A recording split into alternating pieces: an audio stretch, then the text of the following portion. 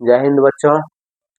आज से हम संस्कृत चालू कर रहे हैं। पहले समझ लेंगे संस्कृत की विशेषता यानी संस्कृत परिचय। ठीक है, देखिए संस्कृत जो है पूरे दुनिया में सबसे प्राचीन भाषा कौन है? संस्कृत है। संस्कृत विश्व की सबसे प्राचीन भाषा है। संस्कृत को देववाणी कहा जाता है। देववाणी यानी देवताओं की भाषा। ठीक है, संस्कृत को देवताओं की भाषा कहा जाता है। यानी अपने लोग जो पूजा पाठ करते हैं उसमें संस्कृत इसलिए बोलते हैं कि देवताओं की भाषा संस्कृत है। अपने लोग संस्कृत में पूजा कराएंगे तो भगवान देवता तक जल्दी पहुंचेंगे।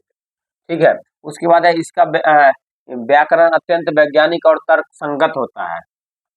संस्कृत का जो व्याकरण होता है ये वैज्ञानिक तौर पर पूरा सही होता है।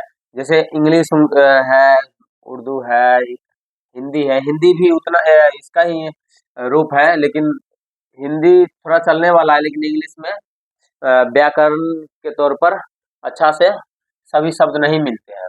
ठीक है, और संस्कृत में पूरा व्याकरण के साथ हर एक चीज मिलता जुलता है, अलग अलग चीज का। जैसे संस्कृत में देख सुनते हैं ना, लेग।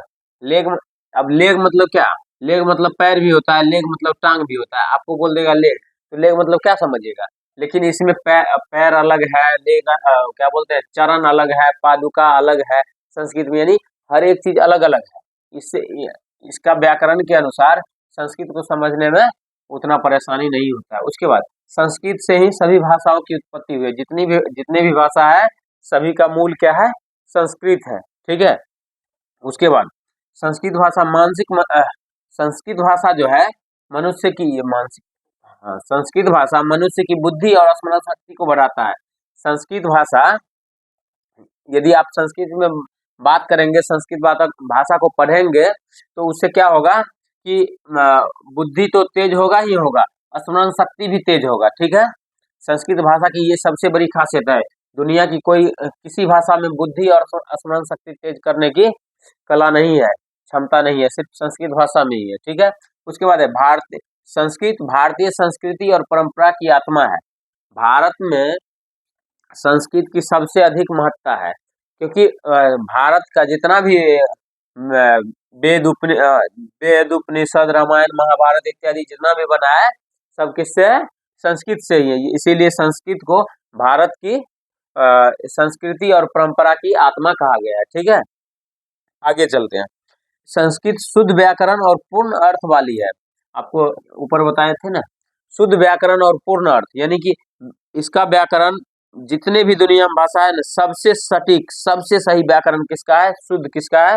संस्कृत का है। और इसका अर्थ पूर्ण होता है। ठीक है, पूर्ण अर्थ वाली, ये नहीं कि एक गो शब्द है उसी में 4 गो अर्थ निकल जाएगा, ऐसा संस्कृत नहीं है इंग्लिश के तरह। ठीक है, उसके बाद है दुनिया की सबसे तेज चलने वाला कंप्यूटर संस्कृत भाषा में ही बनने वाला है।